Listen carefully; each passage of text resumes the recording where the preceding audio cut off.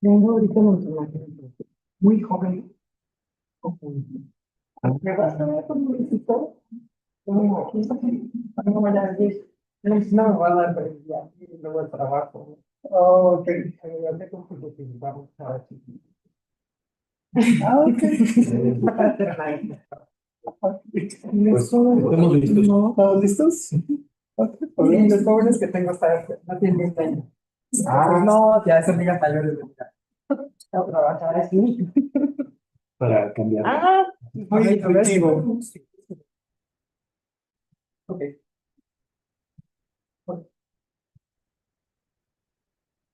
Mm,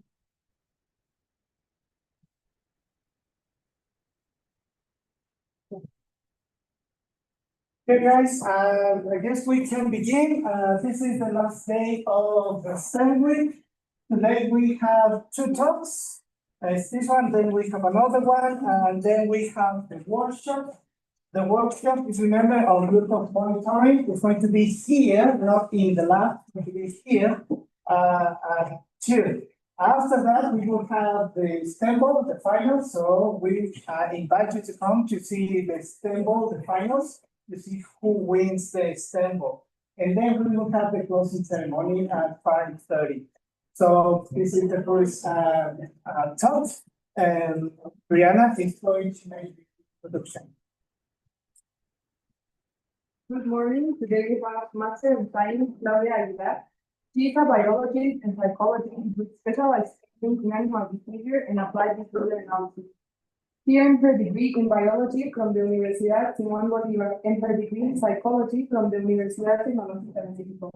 She later completed a master's degree in animal behavior at the American College of Applied Science and is certified in ABA intervention.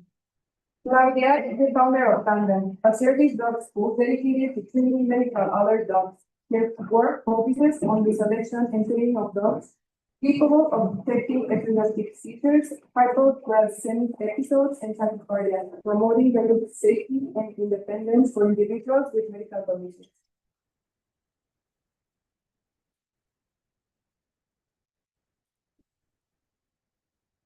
Thank you very much. Thanks so much for the introduction. And first of all, I want to thank the Arkansas State University for inviting me to give this talk. So in this time where I'm going to try to review a lot of things. Well, the anatomical and physiological foundations of biochemical detection. The overview of what we're gonna be seeing today is the canine olfactory anatomy and physiology, the volatile organic compounds and disease biochemistry, the neural coding and detection, what's conditioning and neuroplasticity, and this is how they learn, and also the challenges and the future directions that everything related to detection with dogs can be performed.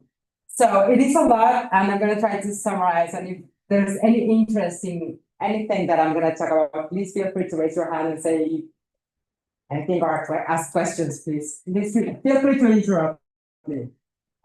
So I have divided this in three parts. The first one is going to be the dog. The other one is going to be the human, and then how we work each other. So why do we work with dogs when we're doing medical detection or when we're doing detection? Basically, because dogs are macrosmotic. This means that they have an exceptionally developed sense of smell. And this is used for environmental awareness, for tracking, and for social communications. So what their capability of smelling or having that sense of smell so keen, it's really going to help them to survive in their environment. And this is how they evolve. So they rely heavily on olfactory cues. This sense of smell is critical for survival, and also it's going to help them to detect food, to detect predators, and to detect mates. And there's a particular interesting study in regards to here. And another species that macrosmotic is mice, rats, wolves. And regarding mice, there's a study that I think it's mentioned in a book about neuroscience from Dr. Paskip. If you like neuroscience, you should check everything about affective neuroscience. Dr. Paskip is great. He has a very interesting book.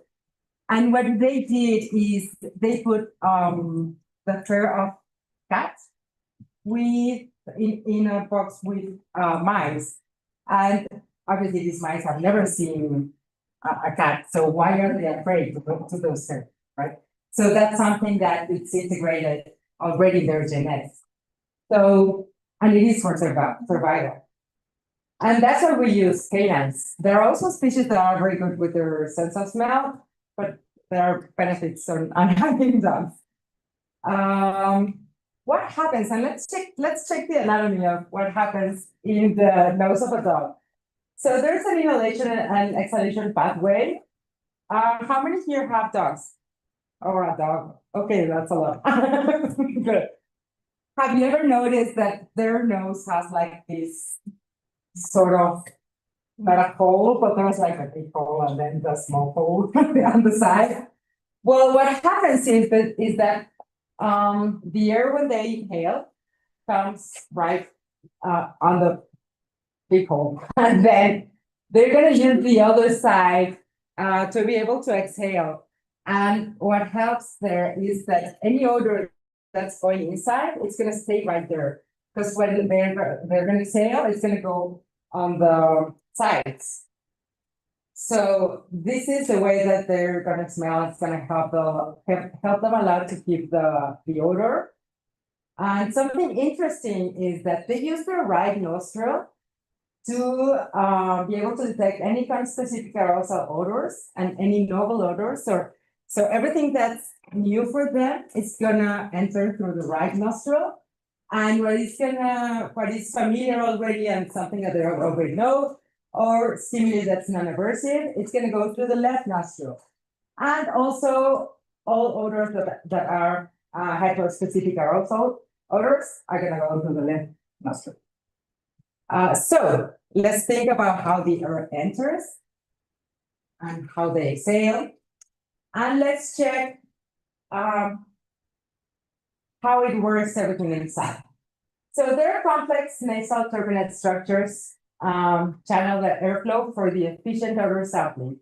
So the air is going to go through the nose and it's going to go all this way. It's going to pass the membranasal organ. It's going to pass the dorsal meatus, and here are the turbinates. There are two of them, and the frontal sinus. And the air is going to flow, and it's going to pass all these structures, and it's going to go all the way through the olfactory bulb. And here is where there are going to be a lot of receptors. These receptors are gonna capture the information and are gonna send it to the frontal cortex or the thalamus or specific areas in the brain. They're gonna translate to a behavior or to what to do. So the turbinates increase the surface area and separate olfactory versus respiratory airflow. There's around 70% of the air that's going to be for detection, and the rest is going to be passed through the larynx. And the large moist olfactory epithelium surface, this one, it's going to increase the receptor density. So that's the way that the air is going to flow, and it's going to pass, and it's going to be translating the information. Something interesting is the dog's olfactory bulb is disproportionately large relatively to their brain. We also have an olfactory bulb, but ours is smaller, and theirs is bigger. And here we're going to have a lot of glomeruli, and it's a convergent site for receptor neural input. Sorry, and this is going to help enhancing the discrimination.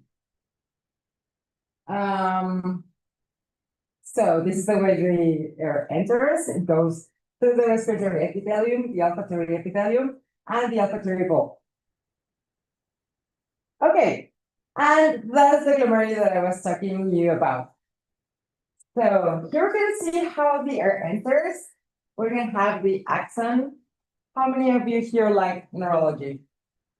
Okay, well, that's good. We have some people that they enjoy listening about neurology. So we're gonna have here the axons, we're gonna have the bone, and here's gonna be all the really in the olfactory bulb, and that's gonna go directly to the cortex. I'm gonna do just an overview. I wish I could have a bit more of time, but we're gonna do a demonstration also. So I wanna make sure that we have time for everything. And so the neural coding of others. There are olfactory receptor neurons that are gonna trigger spatial temporal patterns in the bulb.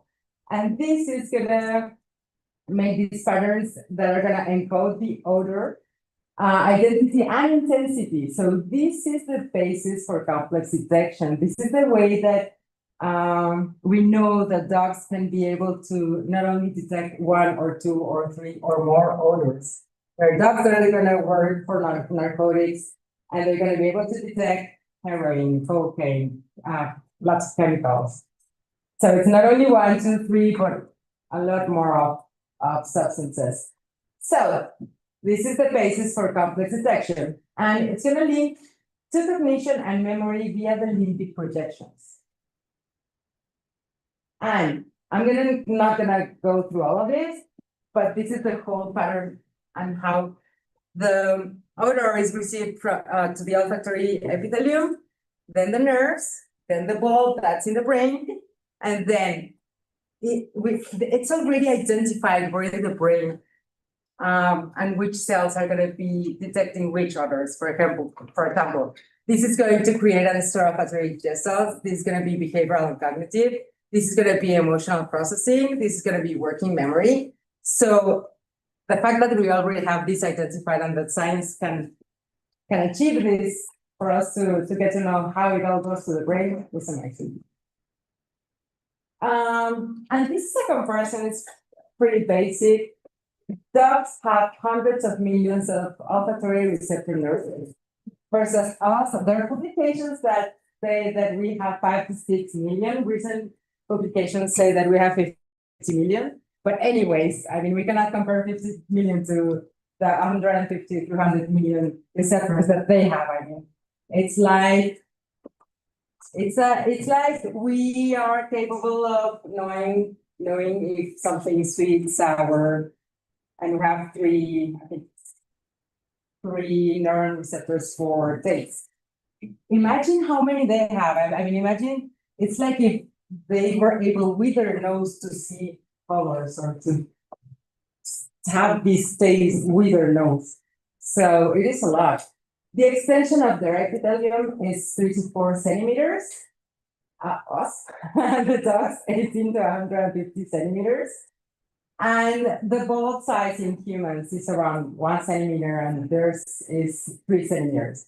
So that's why we're comparing their capability versus our not so capable sense of smell. So let's go to the human. When we are training service dogs, what we work with is with volatile organic compounds. So something that's pretty interesting is that there's a human volatile. We all smell something. We all do to our what we eat, what we do, how we metabolize everything that is in our environment. That's how we're gonna smell. So the volatilome is a set of volatile organic compounds that's emitted by an organism due to internal physiology and the microbiome interactions. We all are gonna smell to different chemical compounds. And something interesting is that they have already identified what are the volatile organic compounds for the old smell. You know, that sometimes we say that people smells like old. Well, yes, that's true. And it's already something that has been identified. And that's how science has been able to identify different odors or volatile organic compounds for diseases. So in 2021, there's a review, and I have here, if anyone's interested for, to have all the citations, I can have those sent to you. There's a scientists that they did a list of how many compounds are released, let's say, for saliva blood. So there's 1,488 in the bread, so that's why bread is what we use, and it's easier to use when we're training service dogs. We have 623 on the skin, 549 saliva, 444 the urine. There are pretty interesting studies for prostate cancer detection with urine. 443 in feces and 379 in blood. So definitely breath is giving us a lot more of let's say VOCs or bugs. It's gonna be easier, because if I'm gonna say the whole name in this presentation, it's gonna be a lot. So the bugs are small carbon-based molecules that are released through the breath, sweat, urine, and skin, such as we have mentioned already. And what happens is that when there is a disease, these these bugs are like fingerprints. So if there's a disease, this disease is gonna smell to some chemical compounds in particular. And the dogs are able to detect these compounds without knowing the specific molecule. So it's not that the dog is going to smell, I don't know, methyl X. They're gonna smell like all the compounds. So for diabetes, there's gonna be a compound. For epilepsy, there's gonna be like a whole set of molecules. So for different diseases, there's gonna be different compounds. For example, these are the volatile organic compounds for epilepsy. This is how epilepsy smells like. We're not able to smell it because we don't have that ability, and we haven't been trained for that.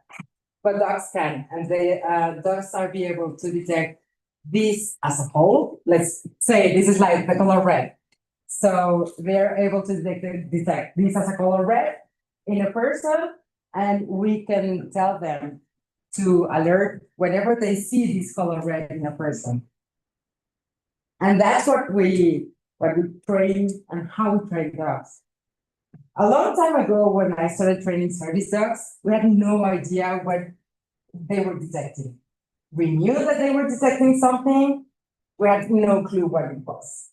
So fortunately, there has been tons of research. We know how or what epilepsy smells like, or diabetes smells like, or other diseases.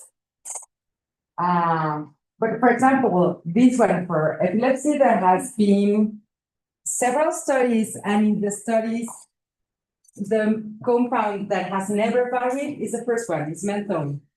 So it is for a fact that menthone is always going to be present for persons that have epilepsy. The good thing is the dogs are able to detect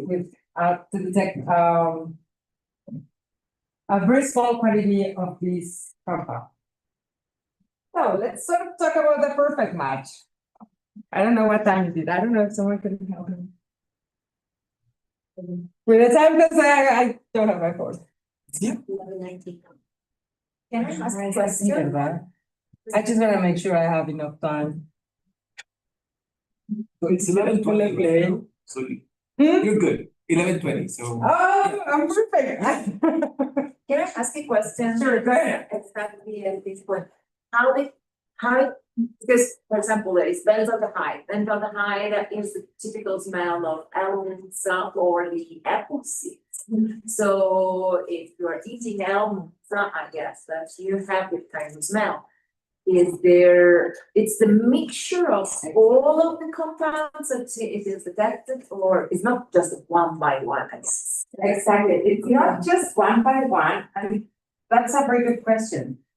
We have had dogs that have been able to detect the hypoglycemia of other person, but not with that confidence, like this dog is going to question if it is or not, or for example, if you compare the compounds from hypoglycemia and hyperglycemia, what we usually do is we train dogs for hypoglycemia.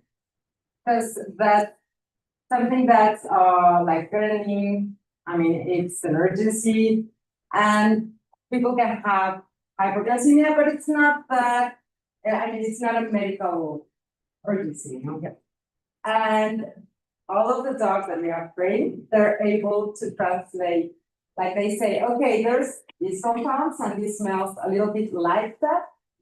So they tend to generalize and say, if I have to mark these compounds, I also have to mark this. And they're gonna try. And if they try and they are rewarded or they receive the reinforcement for that behavior, then they learn and they say, oh, okay, I also have to do with this one. Okay. But yeah, it's not by one, it is specific like The group of. like the group of, Yeah. yeah, and there are gonna be minimal variations in each.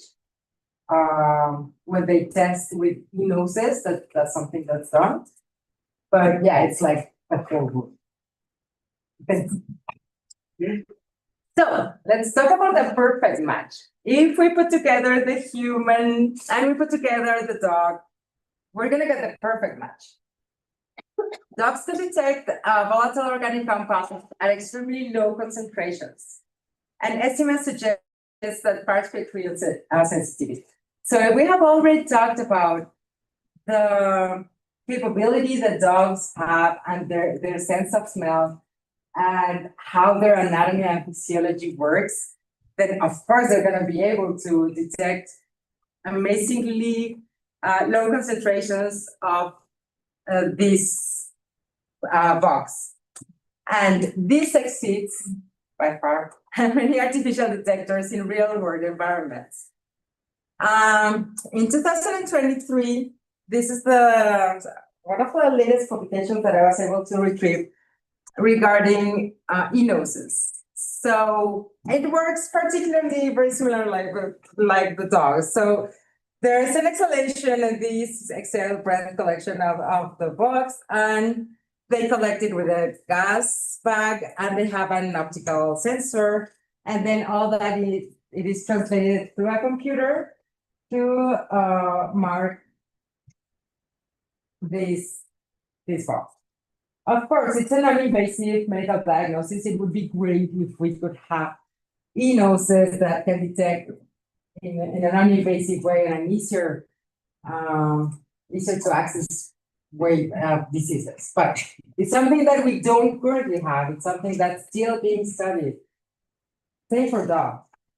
So it is in a way, but definitely for medical detection dogs, it is better and easier and easy to access a dog rather than to have an e-nose that's still in process.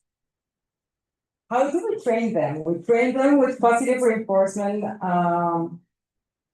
and operant conditioning and classical conditioning. Any of you here know about classical and operant conditioning? Okay, yeah, I know. So. We had a talk that mentioned conditioning earlier, so. Okay, so anyone here has heard about Pavlov's dog? Okay, yes, yeah, that's how you know about classical conditioning.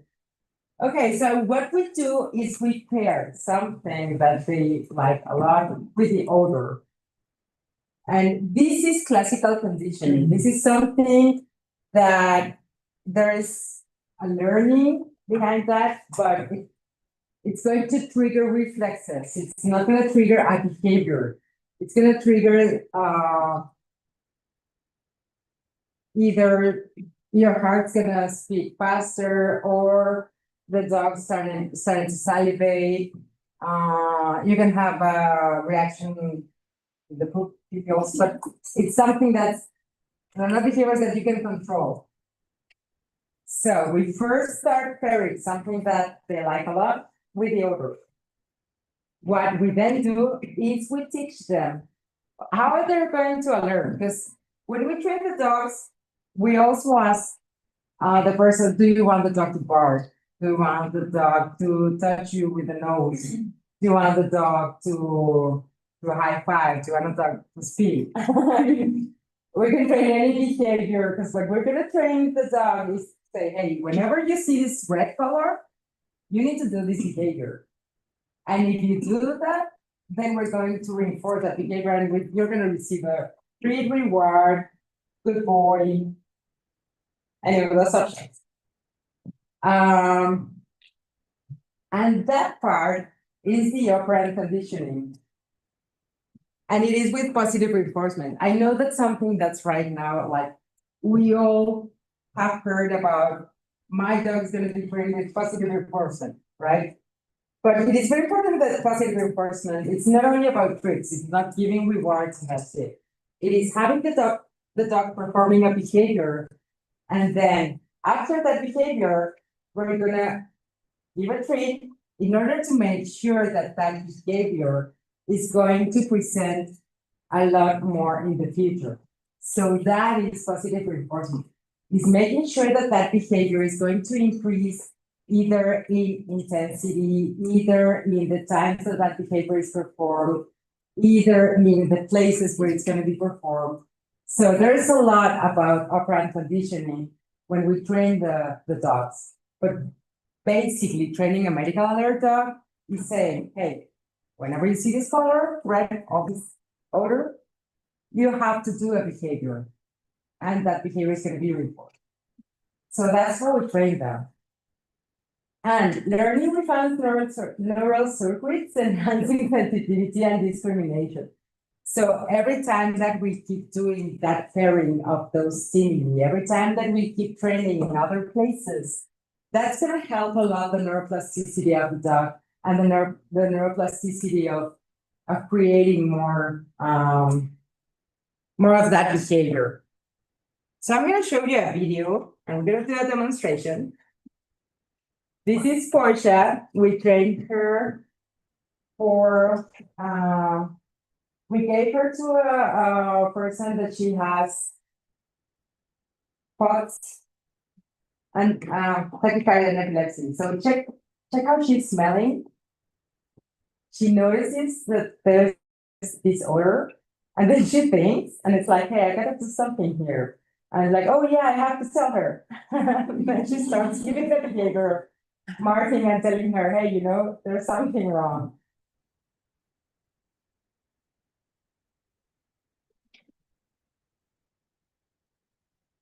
So Portia was trained to alert anytime when this person had tachycardia. She not always can have the Apple Watch with her. Sometimes there's like, I have no battery, I'm taking a shower, I don't want to have it always with me, I want to sleep without the watch. So yeah, it's also valid, So Portia alerts her for tachycardia events and for epilepsy events. And we're gonna do a demonstration with Chip. I was gonna bring a dog, but right now I have very young dogs and very old dogs. I don't have like dogs that I'm training in the middle. So you already know Chip, right? Yeah. Okay, Chip was trained to alert hypoglycemic events. What we usually do is, how many of you know about hypoglycemia events?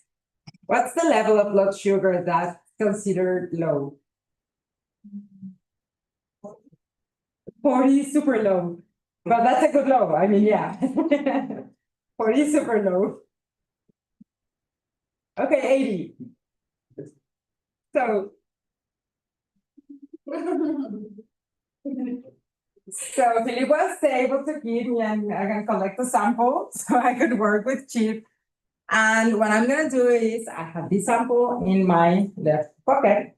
I'm gonna ask Chip to come here, and let's see what he's gonna do. Okay, let's see if he marks or not. And if he marks, you're gonna have to reward, right? Chip, come. So I have just opened the bottle. Let's see what he's gonna do. And yeah, I think he's breeding a lot of the dogs that I have.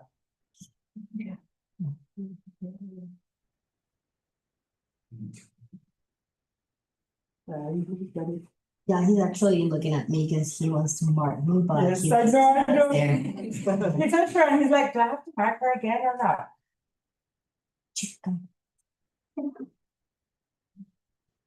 Yeah, yeah, I know, he's got it, but he's like, who I'm gonna mark. And you know what's something that happened to me, the first dog that I trained. That's exactly what happened. We trained the dog. Yeah, he's gonna mark, he wants to mark you.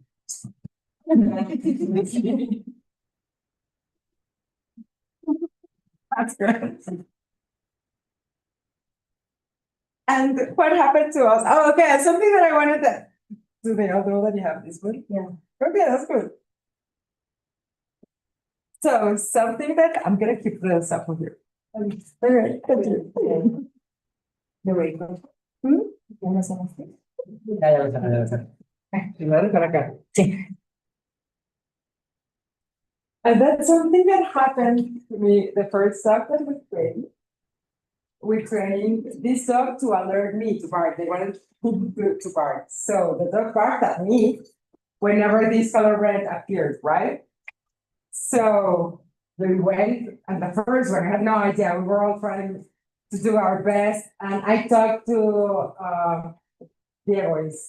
I talked to Diego's mom, and I was like, it's our first time, we've never done that. I don't care. I mean, I know you're gonna do your best. Please try. I need it. I was like, okay, it doesn't, if it goes wrong, it doesn't matter if it goes wrong. Okay.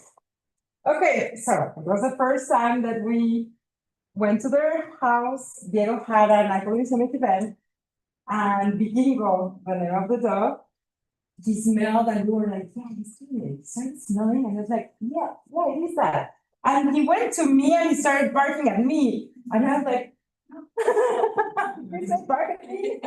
You have to bark him, bark at him, bark at him. So yeah, exactly the same. He recognizes the other, but he was like, no, it's not with you, it's with him. But yeah, it happens, and it's part of the training. So anyways, that's the way that we train medical alert dogs, and that's the way we use samples. And dogs don't typically detect single chemicals, so they learn multidimensional profiles. And this makes their detection robust to individual variation. So if the person that has the dog, I don't know, eats, sweat, grows, because when people grow, hormones are like crazy. So it doesn't matter if they're more hormones, less hormones, they're gonna learn. So there's a pattern recognition over single molecules. Types of conditions that have been studied with dogs. Some years ago, when COVID started, people started training dogs to detect COVID to have, of course, we didn't have like any capacity to be able to detect persons with COVID or to diagnose persons with COVID instantly. So dogs were probably like another option that could be easier. So they started training dogs to detect COVID. We have used dogs to detect hypoglycemic events for epilepsy and for oncology. So these are some examples. Malaria is also another disease detection examples. What happens or what's going on and why we are stuck and not moving forward? And the thing is that multiple studies report high sensitivity and specificity, but the studies that have been performed vary by design, by sample type, and by training protocols. So despite the fact that we have high sensitivity and we have very good specificity on the studies that have been researching everything related to dog detection, there are many challenges. Let's call it challenges. For example, the number of dogs is low. It's very important to be able to calculate a correct sample size for the study that we're gonna run. Because if we have a low number of dogs, then we're not gonna get the results that we are having, or our study is not gonna be as valid as we are expecting. The blinding procedures also vary, and that's something that's pretty complicated and also happens to us when we are training the dogs, because it is very important for people to know. It is very important to make sure that the dog is really going to alert, or the dog is going to alert. No, it's not like, I don't know, the dog is expecting to eat, and he's gonna go and mark, and the person's gonna say, oh my God, something's gonna happen to me. So we need to make sure that the dog is well trained. And in these studies, the blending procedures vary. And when there's a person that knows where the sample is, let's say when we're gonna train a dog to detect explosives, we're gonna put 4 boxes, and the person that has the dog and is the dog handler, when they know where the box is, they're taking the dog and they're gonna make sure the dog is gonna mark correctly or not. And when they know, they're like they wanna show the dog where it is. So for the handler to know where the sample is, it really conflicts it's conflicting with the results. Also, sample and heterogeneity affects the outcomes. And there is no standardization. So standardization is critical for clinical validation. So these are experimental design challenges. If any of you is interested in running a study, please make sure that you're covering these aspects, because it's important to ensure that your study is going to be valid. When we train service dogs, the things that we have is individual variability. There are factors like humidity, temperature, and prior odors that and handler cues that, well, what I was telling you, that can influence the detection accuracy. When you have confounds like genetics, age, hypertension, that's something that's also important point, and even microbiome, this can affect the olfactory performance, and not all dogs are going to perform the same. When I was in search and rescue, because I did search and rescue also I don't know. Search and rescue for, I'll tell you what. But it was something important that we had to do was have your dog drink a little bit of water to make sure that their nose has the correct humidity in order to be able to detect a person. So it is also important to make sure that the humidity and temperature is proper for them to detect. And the age, also when dogs age, for them it is difficult to keep working. And so that's also something that we need to take into account when we have to retire a dog. And the current applications that we have is narcotics and explosives, firearms and currency, illegal goods, and something that they're detecting is electronic devices in airports. Plague detection, and in Mexico there's a great program that they have for agricultural plagues, and Senacica has an amazing program. I don't know if you have heard about Senacica. Check their website or their social media. They adopt dogs and they train them to detect. They sometimes they put it in their social media. We're looking for dogs to adopt that you don't want at home because they're like a mess with a lot of energy. And they adopt the dog. They go and visit the persons that are giving their dog for adoption. They evaluate the dogs, and if the dog has or meets with the requirements, then they train these dogs and they train them for the airports. They have great programs for detection. And I once rescued a dog. He was so skinny. But it was like in the COVID season. So we were not training anything regarding odors. We could not put at risk, and that was horrible. We could not put at risk. Anyway, imagine that I get a sample for, I don't know, epilepsy and it has COVID and, not an option. So we gave them in adoption this dog and he's working right now and he's a mix of, I think, a people mix. I think he got on a fight or someone tried to cut his ears or make him look like a bad dog. But at the end, they corrected this surgery and he has like a bear's ear. So I'm gonna try to send you a picture because he's so cute. So anyways, they do a lot of like detection. In United States, there's also people that have their dog trained for bed bugs and hotels. Ask this person to go and search and have their dog marking if there are any bed bugs in the hotels. Another application is search and rescue for live and cadaver. And of course, service dogs for medical alert dogs. So, here's it. I borrowed this picture. Service dogs are specially trained dogs. They can detect physiological changes in humans, such as we saw, everything related to the volatile organic compounds.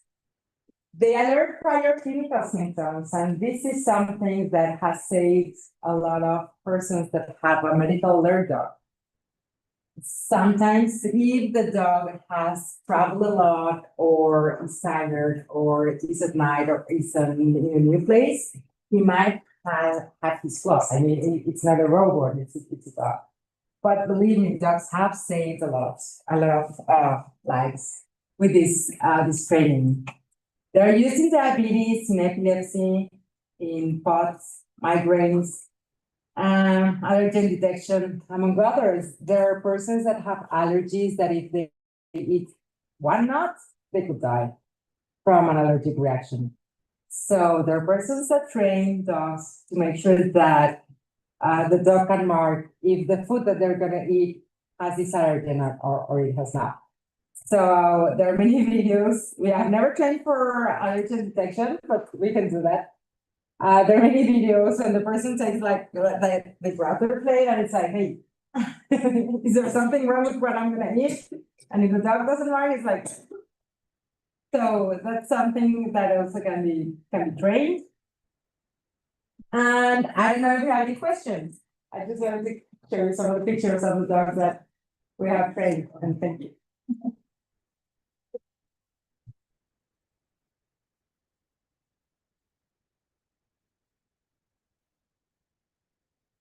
Any questions? Remember, you can ask the questions in English or Spanish if you feel more comfortable. Do they alert in the sleep of Corona? Like when the owner is asleep, do they still alert? Yes. And when the dog, I have like a so funny anecdote about that. Because we were training the dogs to make sure that if they were sleeping, they would wake up and bark. And we had this dog that we were training, and the person that provided us the samples of hypoglycemia, she was like, I'm not sure if they're gonna work or not. And I was like, okay, let's put an X in this. But when we were training, well, that's about the ones that I think they're gonna work. So the samples had an X. So the dog was super tired. We pulled out the samples. It's like, put them like Rachel. The dog. Samples. The dog was super tired. Women would have very close to the nose. And the dog was super tired. Suddenly the dog started like moving a little bit the nose, and he was like, oh my god, there's something. So yes, they're going to detect if the person is sleeping and if the dog is sleeping. We do train for that. So yeah. Thanks. Like how can they separate the different smells like in the environment, like there's a mixture of different smells? How do they know specifically like this is the smell? I'm guessing it has to do with their like how they know like something like that, but Yes, it is because of the neuron receptors, but also because we train them to make sure that they know about that smell.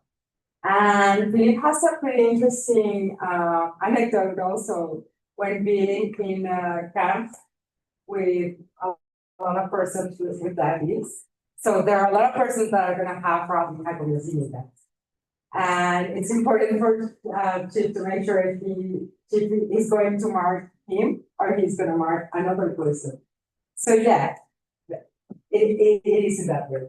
and also like you mentioned that there was like well people that have either tachycardia and epilepsy. Yes. Do they have different reactions to depending what they smell or is it the same? We could train them for different reactions, but it was, for this case, quite complicated. This one is our first one for tachycardia, and we were like, do you wanna, it's Porsche is the name of the dog. Do you want Porsche to mark in different ways for each other? And she was like, no, I think that only with one, it's gonna be enough. So we're like, okay, it could be done. It's difficult for them because what we use is their samples. We use bread samples from their owners. So it's not like we have, it would be amazing if we had a refrigerator and we'd go like, oh, hypoglycemia, and we had all the samples, but we don't. So we have to ask them for their samples. So it's difficult to get samples for when they are having a seizure or for when they have tachycardia. So she was like, I'm just getting samples and praying her to mark. It doesn't matter if it is one or the other. But it could be done, but it takes a little bit more effort. Yeah. Mentioned that there are dogs that bark, and for example, Chip uses his dog. Right. And also in, I don't know what movie, I don't remember the name of the movie, but the dog makes this with. But what are the kind of movements or the other ways that they can alert you? Usually let's say like the top three. Most people, and for example, people that have children with any condition, they're gonna ask for a dog to bark. Because in that way they can hear if their child is having any problems. And their bark is different from another kind of, but because for example, when my dog has hungry, bark like bark, but when a cat appears. Right, yeah. And it is a different bark. It is a bark where like when they wanna play. Because as it is all based on play. So the bark is like they wanna play. And yeah, as we associate the odor like the person's odor with the ball, that's what we mostly do. We don't associate with food, we do it with the ball. Yeah, they think they're gonna play. I mean, one time we had one sample dropping from my, we put the sample on my hoodie. So the sample dropped and the dog was like, ball? That's my ball. Throw the ball. But yeah, so the way they're gonna mark is usually either barking or as with the bar, it's also an option. Or with the nose. Nose and bark are like this, one of the most. Thanks. Any other questions? Any dog can be trained or there's specific kind of dog, well, you say gender, age is changing, but in general, there's Like specific dogs, not usually dogs that are represent. the ones. Yeah, the ones that they don't have like a face. I'm just kidding, I like them, I like all dogs, I like all dogs. Usually not those ones, they don't have like the best sense of smell, but gonna depend a lot on the environment. If they're gonna be service dogs, we definitely have to select a dog that's gonna have like super well, like a good equilibrium in their senses. And a good sense of smell and a very good mental capacity. That is not gonna be a dog that's gonna be afraid or anything. But there's a very interesting program in Guatemala that they train for dogs for cancer detection. And yeah, I mean, you can use any dog, because at the end, the dog is gonna work only in one place. And there's not gonna be like tons of people, it's gonna be probably nervous, and this is a new place. So in that case, it's gonna depend mostly on what they're going to detect and the type of dog that. Let's. Supposing there are cases of dogs detecting cancer in the owners, is that true? They can detect the early stages of cancer? It is true, on 1989, the first paper was published regarding a dog detecting melanoma. And then 10 years after, another paper was published, and since then, like, people started guessing if dogs were capable of detecting that. They can, and it is all about, I mean, our dogs have that capability of knowing if our health is. I mean, they go and smell their dog and they know the age, what they ate, if they're young, if female or male, everything. And if we have a very good bond with our dogs, they can be able to tell us things. But I think that's very important that sometimes we don't really get to read our dogs, or to have that bond, or to feed that bond. So people that are able to know what their dog is like telling to them, I think those are the ones that say, I think that my dog is trying to tell me something. But yeah, it is true. I mean, at the end, the dog just take certain compounds that in their volanilome, and they say, oh, okay, there are these bugs that are present, there's something different on you that it has never presented. So they might scratch or say, okay. I have another question, it's more like a ethical question, because I read somewhere that, for example, when dogs detect drugs, people complain because there is like one way to make the dog addicted to the drug to detect it. Is it like a true to say that they are addicted? No. Or it's not like tasting? No, actually, it's just there's associating the ball to the narcotic. So that's why did you see a dog that, I mean, who has not seen a Malinois or a German Shepherd that's not nuts? They're nuts, I mean, and they see a ball and it's like a ball.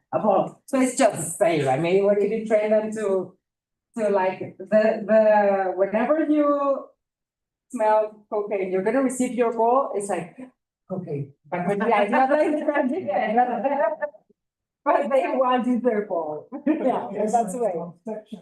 It's a misconception, that's right. That they get addicted to the drug in order to detect it. Yeah, no, exactly, it's a misconception. Yeah, it's not true. Another question. Any other questions?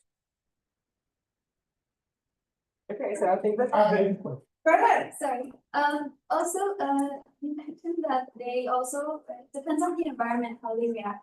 So like, let's say that, a person that has a service dog wants to travel and they go to somewhere that, the environment is different, like how can they, be sure that the dog will react in that environment? Dogs tend to generalize. When they learn things, let's put it in a easier way to, let me explain it to you. If you train your dog to sit, you're gonna train your dog to sit here, at home, outside a supermarket, in a park, and it's the same behavior. So yes, there is going to be a risk of the dog not detecting or not marking because they're like in a new environment. But at the end, the behavior that you're looking, we are expecting that behavior to be present. It's like when we train dogs and we want to make sure that the dog is going to mark when the person goes to, I don't know, like a skiing.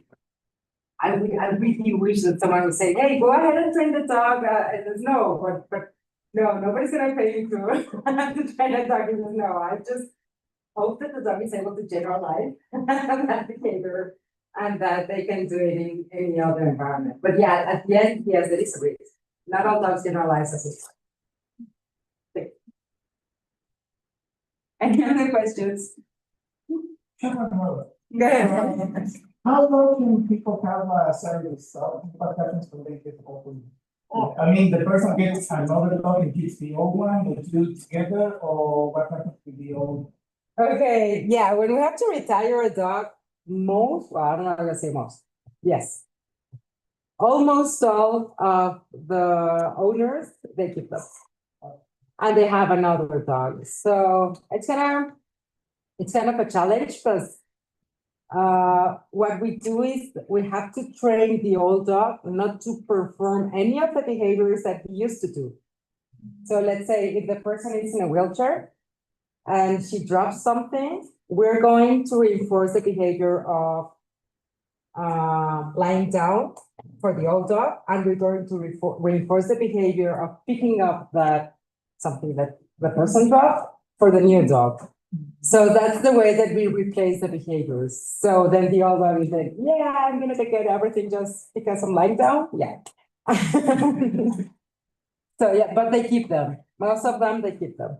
What are the challenges for people, for example, using dogs because they are blind and they need to go out? Because that is a real challenge for the dog and for the person, because the person depends completely on the dog. That's right. What is So the challenge of training a dog to do that, especially in a city like New York with a lot of cars and people? there are many types of service dogs, or assistance dogs. I mean, like the group is assistance dogs, and then there is service dogs and guide dogs and hearing dogs. It's like the division is that it's divided in three. And for blind dogs, for persons that are blind, for dogs that have to perform behaviors, the challenges in a city like New York City, a lot. There's a lot of people, they have to train many other behaviors. It's not only, they not only guide them, they can find the doors. So you can tell the dog, find the door, and they're gonna find the door, find a chair, and they're gonna take the blind person to a chair. You can train them to perform the behavior of follow me. Because I have seen the traffic lights. And also the traffic lights, yeah. And they can train them with the traffic lights that have sound, like a beep, beep, beep, so they can cross the street. Or also for the changing lights of the traffic. And also if a car is coming, the dog has to stop. So that's another behavior that they have to perform. If there is no traffic light, they have to stop. Okay.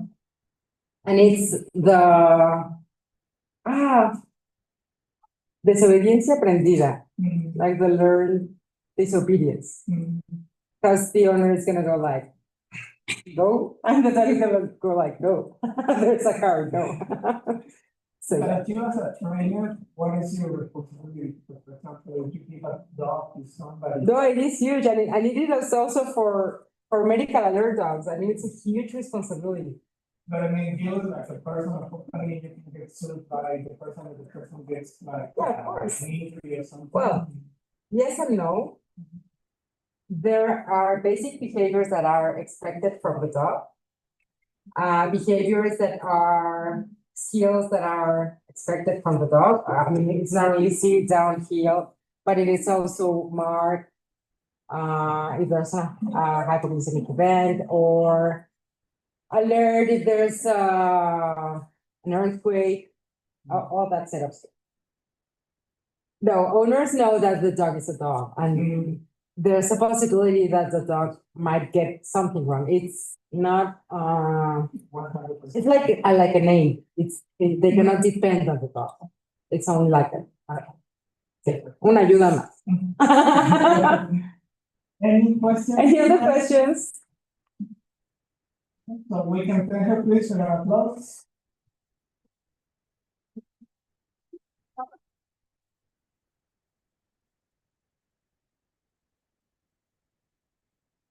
Thank you very much.